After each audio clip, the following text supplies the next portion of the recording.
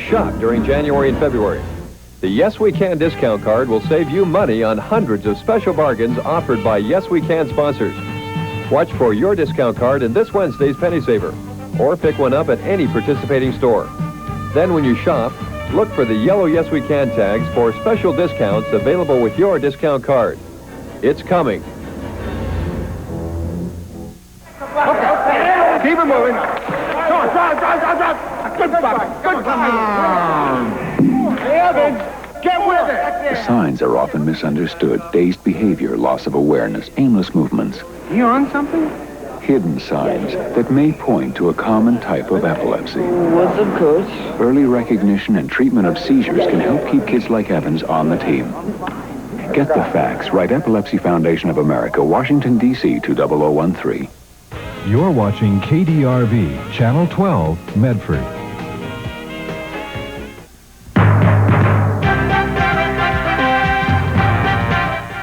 Serving the towns and cities of Southern Oregon and Northern California, this is Newswatch 12 Weekend Report with Scott Lewis and the entire Newswatch 12 team. Good evening. A Port Orford woman died this weekend in a single-car accident on the Oregon coast. Oregon State Police report 39-year-old Laura Lucinda Briggs failed to negotiate a curve on Hensley Hill Road. Police aren't sure exactly what time the accident occurred because her car wasn't found until daybreak Saturday. Briggs was apparently thrown from her car, which then rolled on top of her. She was the second person reported killed in motor vehicle accidents this weekend in Oregon. Nationwide, the holiday death toll now stands at 365 victims. A memorial service will be held tomorrow for Eric W. Allen, Jr., former editor of the Medford Mail Tribune. Allen died Thursday at the age of 66. The service is scheduled for noon at the First Presbyterian Church in Medford. Allen joined the paper as city editor in 1948 and became editor in 1968. He retired last year. His family is suggesting that contributions be made to the Day Spring Hospice in Medford, Mercy Flights, and the Dean Eric Allen Memorial Scholarship Fund at the University of Oregon Journalism School. Ashland Schneider Museum got a boost today, and some lucky people got a treat at the same time. A benefit concert was held at the museum, and as Newswatch 12's Marty McNamara reports, those in attendance and those performing were all from the area.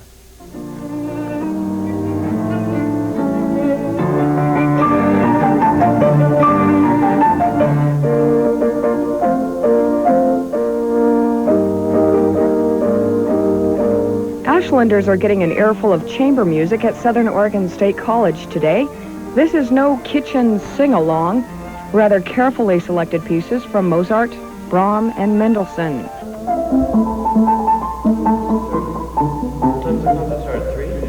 The three are performing to raise funds for Ashland's Schneider Museum of Art. Well, it really started because somebody had a 50th wedding anniversary, and we happened to be mutual friends, and to celebrate, they wanted a concert. And so we got involved in doing a concert for them, and part of the concert was us playing together. The recital to benefit the Schneider Museum of Art is not only a gift to the community, but a gift to the audience as well. You see, these musicians have never performed together before.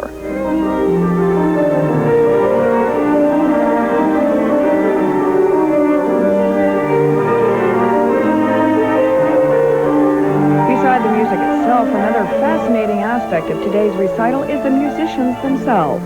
Ida Jameson is known as the area's only prominent concert pianist. She's grown up with music all her life, as is the case of 17-year-old Andrew Fowler and 18-year-old Alex Fowler. Both have had music in their relations of brotherhood, be it at home or on the stage. Regardless, both say they found their niche in a very competitive field. That's why they're both training at the Yale School of Music. Both of us have a long ways to go. I think we need to work a lot more on our technique and performance style before we can make anything of ourselves, make any kind of contribution. Yeah, it's not that we're optimistic about it, and we're not going to lose hope automatically because some 17-year-old is better than we are, but I think we still have a long way to go. In Ashland, Marty McNamara, Newswatch 12. And I would dare say that they've come a long way so far. There's more to come on this brief version of Newswatch 12. The University of Oregon Ducks did pretty well tonight, even with 2 players suspended. We'll have scores from the Classic, but weather is first. The storm is right on top of us and should be making things wet and white in some areas.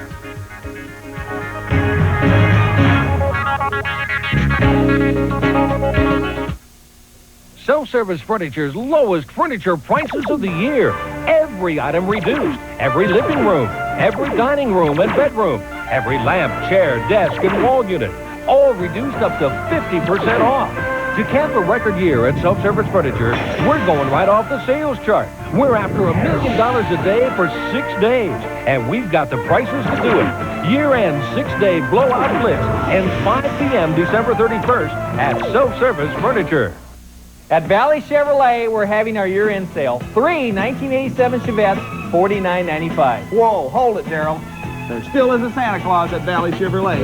587 Chevettes, $39.85. Are you serious? Yep, $39.85. Okay, 587 Chevettes, $39.85. Now that proves it. We'll beat any deal from any dealer on a new Chevrolet. Happy New Year, everybody. But this incredible offer ends December 31st at Valley Chevrolet in Med. Oregon's coastline is getting some pretty strong winds, but inland things are a little bit more quiet. Precipitation is forecast for most of our viewing area, and that means more snow for the mountains and for the skiers. Mount Ashland has been open for a week, and Gus from Diamond Lake called tonight, and he said the skiing is great on Mount Bailey. That is, if you like powder. Let's check out the numbers for the Medford Airport. It's 34 degrees right now. The dew point is 33. Medford only reached a high of 40 degrees. This morning's low of 28.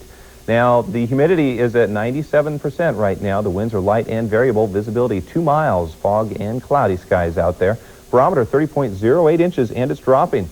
Look at the satellite picture. We'll show you why. There's some clouds moving onshore in that satellite picture that will be coming up at just any moment. There it is. And you can see we're just socked in, just plain and simple. Some pretty heavy amounts of precipitation going on the Oregon coastline right now, and they're moving our way. They're moving actually a little bit more of a north direction. But Astoria has already received nearly an inch of rain in the last 12 hours.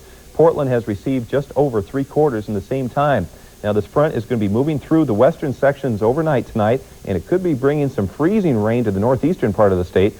But high pressure is going to build again tomorrow, so this thing is going to push through by tomorrow night or so. We'll see some lingering showers, but it won't be too terribly bad, except for some new white stuff on the mountains. In the Klamath Basin, expect a chance of snow and rain as that thing moves on a little bit slower than maybe initially expected. Tomorrow, rain or snow showers are likely, with some gusty winds, too. In the Cascades, the freezing level, or the snow level's at 7,500 feet. Periods of rain and wind. Snow showers tomorrow with the snow level about 4,000 feet. In the Northern California area, there's a chance of rain or snow by daybreak. The freezing level and snow level will be coming way down.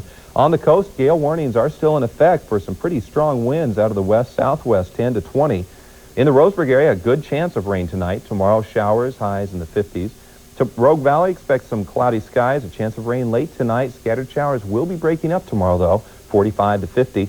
And the extended outlook is for rain again on Wednesday and Friday, but it'll be dry a little bit on Thursday. So we're looking like fairly okay New Year's Day is what we'll be looking at. Turning to sports now, Coach Don Munson has suspended 2 University of Oregon basketball players for failing their curfew. Monson said senior guard David Gurley and reserve junior forward Jesse Nash would not be in uniform for Oregon's games tonight and tomorrow night at the Far West Classic. Gurley led Oregon with 19 points in the Ducks' 78-73 opening round victory over Southwestern Louisiana on Friday night. He has started all 9 games this season, that is up until tonight.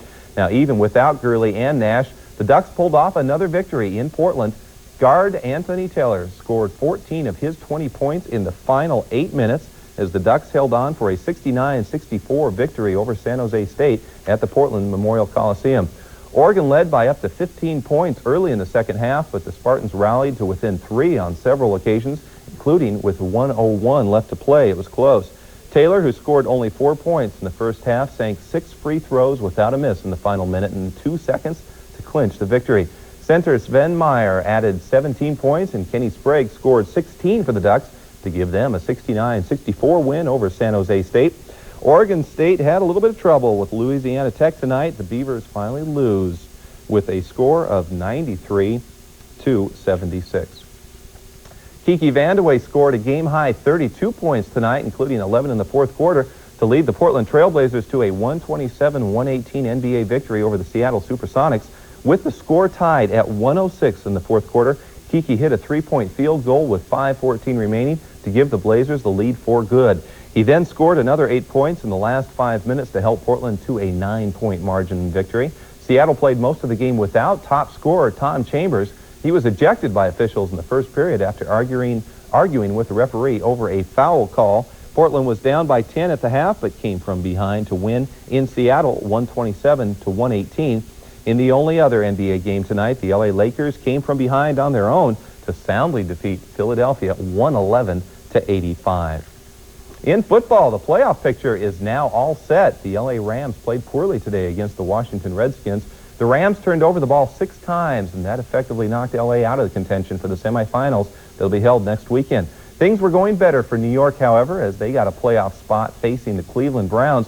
Today, they had to deal with Kansas City in the AFC wildcard game. Kansas City at New York, the Chiefs got on the scoreboard first. Jeff Smith goes in from 1 yard out. The extra point failed. 6-0, Kansas City led. But the Jets and replacement quarterback Pat Ryan were impressive on 4th and inches. Ryan gains 24 yards, a great call in just the first quarter that set up the Jets' first touchdown. Freeman McNeil takes the handoff, and he takes it from 4 yards out. New York led 7-6. The Jets and head coach Joe Walton would lead the rest of the way. Kansas City played okay, but this was the turning point. Larry Moriarty takes the screen, picks up some good yardage, then loses the ball.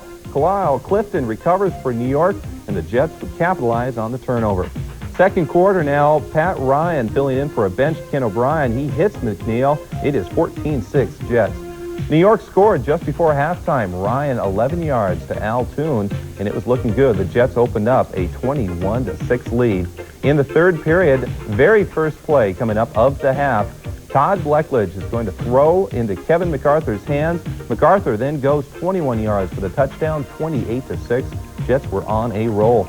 New York's defensive played an inspired game. On the 4th down and inches, Boyce Green is stopped shy of the first down. New York halts a cheap drive, so while the offense couldn't do anything, Kansas City special teams tried to pick up the slack. Dave Tennings gets his punt blocked by Albert Lewis. Lewis then chases it down. It's an easy 6. Kansas City was still alive, trailing 28-13 in the fourth, but Ryan and the Jets put the game out of reach. Here, Ryan hits Billy Griggs to make it 35-13 Jets. New York goes on to win 35-15. The Jets halt a 5-game losing streak. Kansas City is done for the season. So here is how the playoff matchups look. In the AFC, the Jets will be at Cleveland Saturday, and New England will be at Denver Sunday. In the NFC, Washington will be at Chicago Saturday, and our sports department will be watching closely. San Francisco at New York. One of these teams could easily win it all. That is it for sports right now. When we come back, we will show you how 3 women reacted when they find out they are a sister they didn't know after 40 years. Stay with us.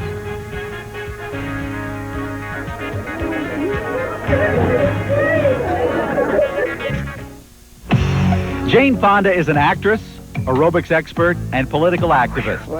But this superwoman's most important role is still wife and mother. The only thing that will really matter is, do my kids love me, and are they okay? On the next PM magazine, Marilyn Beck talks with Jane about facing her 50th birthday. Then we'll drop in on the Gorilla family. Bridget and Bongo are both bringing up baby, and together they're one big happy family.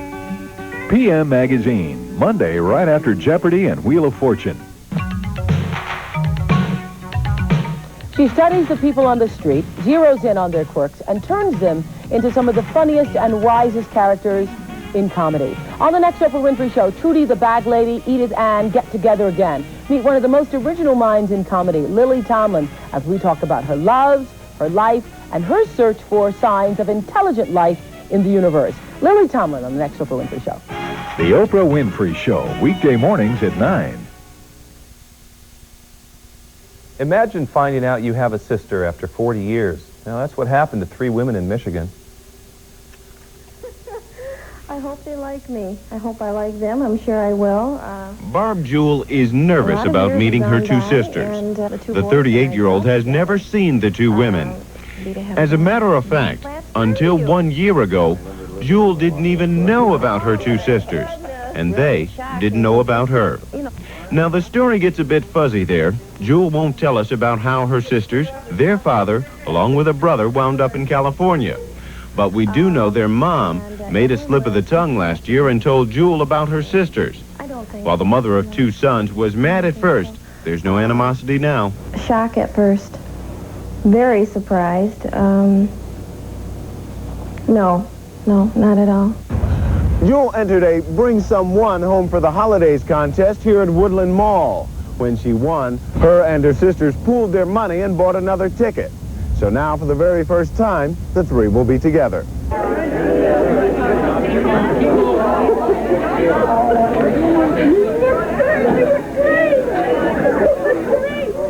A lifetime of love poured out of the trio in tears, hugs, and it's so good to see you. The 3 women will visit for the next few days, catching up on lost time and past memories. I'm told the 2 from California have brought an entire suitcase of pictures with them. But for now, the sisters are just happy to be together. It's been 30 years since I've been here, and I was 10 years old when we left, and I never really thought I'd come back. I've wanted to, but it was a fantasy. I'm just filled with so much love. It's overwhelming. I don't know. Jewel was raised with her 2 brothers and tells me she always wanted a sister or 2. It looks like she finally got her wish. In Grand Rapids, Michigan, Cliff Caldwell reporting. That's our report. Thanks for watching. ABC Weekend Report is next. Good night.